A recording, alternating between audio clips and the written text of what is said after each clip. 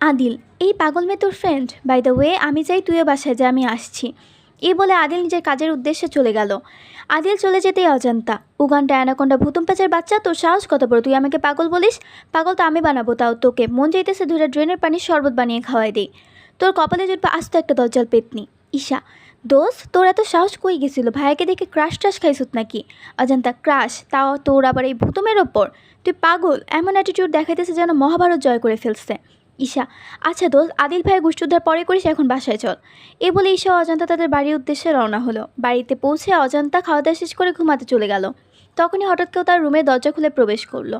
ঘর অন্ধকার থাকায় অজান্তা স্পষ্ট কিছুই দেখতে পাচ্ছে না। অজান্তা, কে? আমি কিন্তু চিৎকার করব। তখনই লোকটি এসে সজোরে অজান্তাকে থাপ্পড় মারল।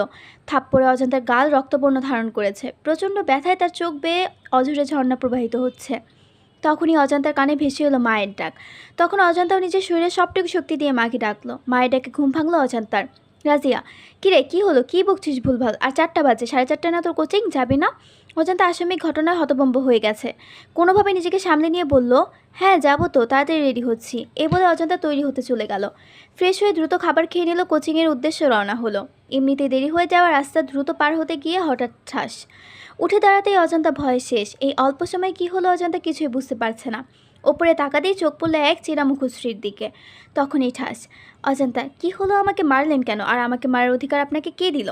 আদিল, তোমার মতো মেয়েকে শুধু একটা না আরও 10টা থাপ্পড় মারা উচিত। তুমি সাবধানে রাস্তা পার হবে না না হও, তুমি মূল্যে তোমার ব্যাপার, কিন্তু যার গাড়ির সাথে অ্যাক্সিডেন্ট করবে তার কত ক্ষতি হবে বুঝতে পারছো?